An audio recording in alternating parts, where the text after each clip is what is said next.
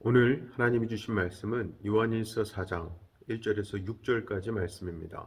제가 봉독하겠습니다. 사랑하는 자들아, 영을 다 믿지 말고 오직 영들이 하나님께 속하였나 분별하라. 많은 거짓 선지자가 세상에 나왔습니다.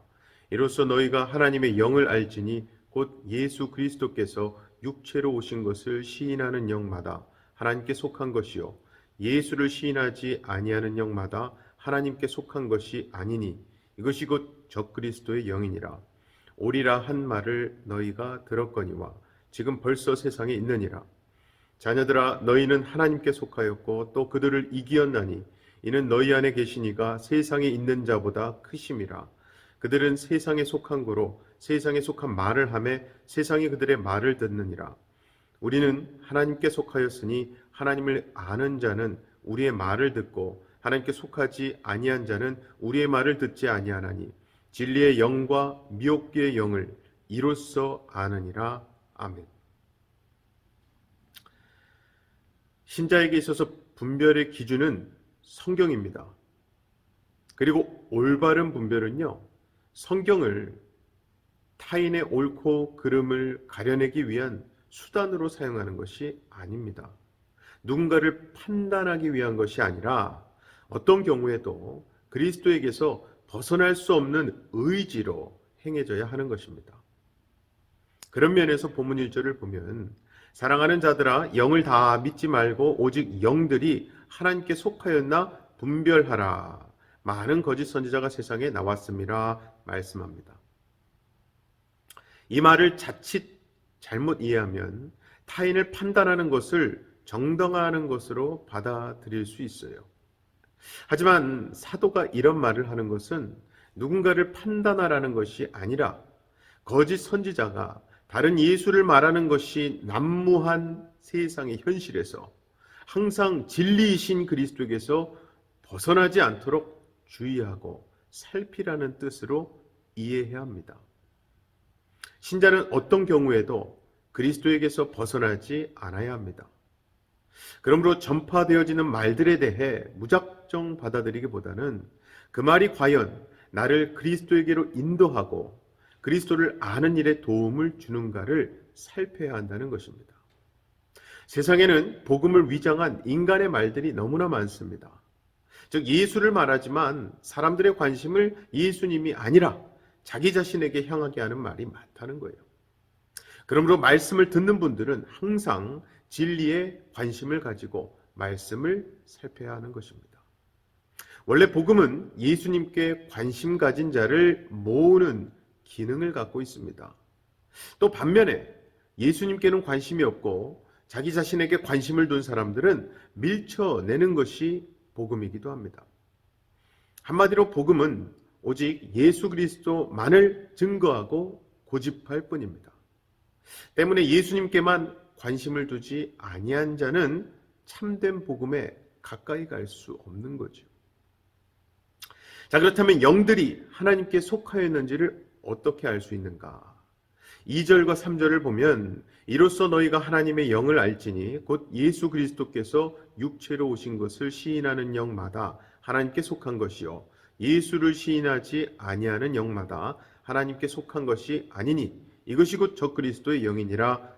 오리라 한 말을 너희가 들었거니와 지금 벌써 세상에 있느니라. 여기서 하나님의 영은 예수가 육체로 오신 것을 시인하는 영입니다. 그러나 이 말은 한편으로는 참 난감한 말이기도 해요. 왜냐하면 기독교에 속한 사람이라면 누구나 예수님이 육체로 오신 것 시인하지 않습니까? 사실 기독교에서 이단이라고 하는 단체조차도 예수님이 육체로 오신 것을 시인합니다. 이게 결국 사도가 말하는 영을 분별하는 문제는 기독교와 기독교가 아닌 것을 가리라는 그런 말이 아니라 교회 안에 발생한 문제를 말하고 있는 거예요. 즉 교회 내부적인 문제인 거죠. 고로 거짓 선지자라는 말도 선지자로서 하나님의 말씀을 전하지만 그 말씀 자체가 왜곡되어 있고 하나님 말씀이 아니라 인간의 말을 하고 있기 때문에 거짓되다고 말하는 거예요. 그러므로 예수님이 육체로 오신 것을 시인하는 것은 단지 말로 인정하거나 인정하지 않는 그런 차원의 것을 의미하지 않습니다. 육체로 오신 예수님을 시인하는 것은요, 예수님이 나의 모든 죄를 사하기 위해 오셨음을 시인하는 것입니다. 따라서 예수님을 시인하는 자는 예수님 앞에 항상 죄인으로 서게 됩니다. 요즘 죄인임을 말하는 것을 부정적으로 보는 시각이 참 많은데요. 분명한 것은 죄인이 없는 의인은 없습니다. 의인이란 죄의 자리에서 죄인에게 베풀어진 예수님의 보혈의 능력을 부각하는 것이지, 의인 되었으니까 죄인됨을 잊어버릴 수 있다, 이런 말 아닙니다. 그러므로 죄인됨을 시인하는 자는요, 그 삶에서도 죄인답게 살아가는 것입니다. 즉 말로만 내가 죄인입니다 고백하는 것이 아니라 삶 자체가 내 죄를 사해 주신 예수 그리스도를 고백하는 자로 살아가야 함을 뜻하는 거예요. 이게 바로 하나님께 속한 영이라는 것입니다. 그래서 그렇게 예수님을 고백하는 자로 사는 신자는요, 그 심령이 오직 주님으로 채워질 뿐 그 어떤 다른 의의를 끌어들이지 않습니다. 주님의 오심과 죄 사하심이 감사함의 전부일 뿐입니다. 이러한 사람은 예수님의 의로우심만 전할 뿐 인간의 의의를 높이거나 인간의 행위를 의의로 말하지 않습니다. 그것은 예수님이 아니라 자신의 행위를 의지하고 바라보게 하는 것일 뿐이며 사탄의 작전일 뿐이라는 거예요. 그래서 결국 영분별의 기준은 예수 그리스도입니다. 오직 예수님만을 높이고 예수님이 행하신 일만 의로운 것으로 가르치는 자가 곧 하나님께 속한 영인 것입니다. 사랑하는 우리 성도 여러분, 우리 예수님은요, 섬김을 받으러 오신 분이 아니라 섬기러 오신 분입니다. 살려고 오신 분이 아니라 우리를 위해 죽으려고 오신 분이죠. 이러한 예수님으로 채워진 사람이라면 섬김을 받고자 하지 않습니다. 나 살겠다고 사는 삶이 아닌 주님을 위해 내가 죽겠습니다. 죄인된 나를 십자가에 못 박고 거듭나게 해주세요. 기도하며 살아가는 삶이 되는 것입니다.